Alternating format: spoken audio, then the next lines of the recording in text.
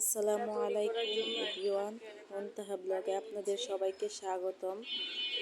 আজকে আমি আপনাদের সামনে একটি বেড পুডিং রেসিপি দিব। বেড পুডিংয়ের জন্য আমি একটি পাত্রে 1/4 কাপ চিনি নিয়ে নিয়েছি একটা ক্যারামেল তৈরি করার জন্য। এই যে আমার ক্যারামেলটা হয়ে গিয়েছে, বেশি লাড়া দেব না, খুব কম আঁচে জাল করতে হবে, তা না হলে ক্যারামেলটা পুড়ে যাবে। পুড়ে গেলে তিতো লাগবে। এখন নামিয়ে নিব। যে পাত্রে পুডিংটা তৈরি করব সেই পাত্রে ক্যারামেলটা ঢেলে দিব। ঢেলে দিচ্ছি খুব দ্রুত তাড়াতাড়ি ঢেলে দিতে হবে, তা না হলে তাড়াতাড়ি ক্যারামেলটা লেগে যাবে, তা না হলে ক্যারামেলটা জমে যাবে। এখন চারপাশে ছড়িয়ে দিব। ছড়িয়ে নেওয়া হয়ে গিয়েছে। এখন আমি একটা প্লেট নিয়ে নিয়েছি। এখন একটা প্লেটে বড় বড় সাইজের 3টা বেড নিয়ে নিয়েছি। এখন একটা চাকুর সাহায্যে সাইডগুলোকে কেটে নিব। কানের অংশগুলো একটা চাকুর সাহায্যে ছেড়ে দিব। সাইডের অংশটি কেটে নেওয়া হয়ে গেছে। এখন বেডগুলো কেটে নিব। ভালো করে কেটে নিব। বেডগুলো কেটে নেওয়া হয়ে গেছে। একটা বাটিতে দিয়ে দিয়েছি। এখন বাটিতে দুধ দিয়ে দিব। দুধটা আগে থেকে জাল করে রেখেছিলাম। দুধটা ভালো করে জাল দিয়ে দিয়েছি। এখন 5 মিনিটের জন্য বেডটা এক সাইডে ধুয়ে দিব, এক সাইডে রেখে দিব। এখন একটা বাটি নিয়ে নিয়েছি। ডিম দিয়ে দিব। এখানে বাটিতে দিয়ে দিব 2টো ডিম। ডিমটা যদি ফ্রিজে থেকে থাকে 30 মিনিট আগে বের করে রাখবেন। 2টো ডিম দিয়ে দিয়েছি। ডিমটা দেওয়া হয়ে গেছে। এখন চিনি দিয়ে দিব।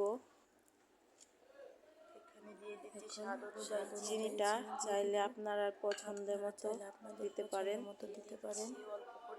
এখন আমি আমার পছন্দ মতো দিয়েছি। এখন ভালো করে মিশিয়ে নিব। পরিমাণ মতো লবণ দিয়ে দিয়েছি। এখন ভালো করে মিশিয়ে নিব। এখন ডিমটা ভালো করে মিশিয়ে নেওয়া হয়ে গিয়েছে। আর অবশ্যই ডিমটা যদি ফ্রিজে থাকে তাহলে 30 মিনিট আগে বের করে রাখবেন। এই যে মিশিয়ে নেওয়া হয়ে গেছে। এখন এলাচ থেতো দিয়ে দিব। এখন ডিমের গন্ধটা যাওয়ার জন্য এইখানে এলাচ থেতো করে নিয়েছি। এটা দিয়ে দিব। আপনারা চাইলে ভ্যানিলা এসেন্স দিতে পারেন। আর আপনারা চাইলে ভ্যানিলা এসেন্স দিতে পারেন। আর একটু মিশিয়ে নিব। গন্ধটা যাওয়ার জন্য মিশিয়ে নেওয়া হয়ে গেছে। ভালো করে মিশিয়ে নিয়েছি। যে বেডগুলো 5 মিনিটের জন্য রেখে দিয়েছিলাম, ভিজিয়ে রেখেছিলাম, এটা ভালো করে মিশিয়ে নিব। দেখেন আপনারা চাইলে মিশিয়ে নেওয়া হয়ে গিয়েছে। এখন ডিমটা ঢেলে দিব।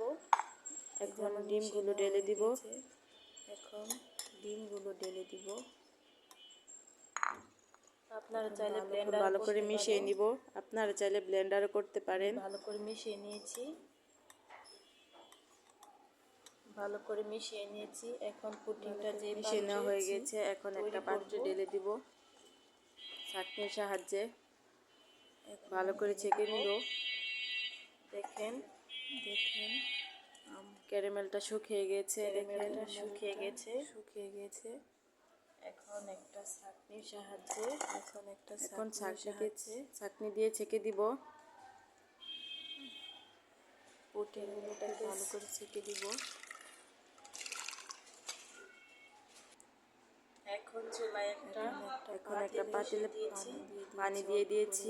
পানি দিবেন না, করে পানি দিয়েছি। এখন পুডিংটা বসিয়ে দিব। বসিয়ে দিব। আধা ঘন্টার জন্য পানিটা কম দিতে হবে, তা না হলে উপরে উঠে যাবে বেশি পানি দিলে। এখন ঢেকে দিব। আধা ঘন্টার জন্য চুলায় বসিয়ে রাখবো। আধা ঘন্টা পর ফিরে আসলাম আপনাদের সামনে। চলে আসলাম, এখন দেখবো পুডিংটা কেমন হয়েছে।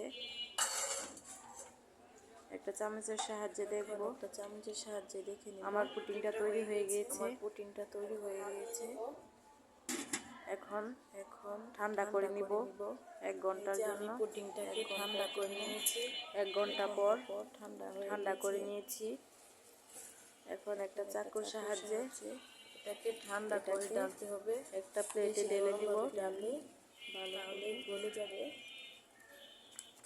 আমি 1 ঘন্টার মতো রেখে দিয়েছি ঠান্ডা করার জন্য। একটা প্লেটে রেখে দিব। এখন একটা প্লেট উল্টা করে ঢেলে দিয়েছি। এই দেখেন পুডিংটা কত সুন্দর হয়েছে। দেখতে খুব লোভনীয় লাগছে। কালারটা অনেক সুন্দর হয়েছে।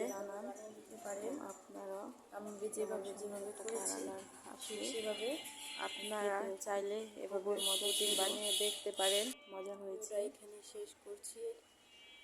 আপনাদের যদি ভালো লাগে পুডিং হয়েছে, লাইক কমেন্ট শেয়ার করবেন। এই পর্যন্ত শেষ। পাশে থাকার জন্য ধন্যবাদ।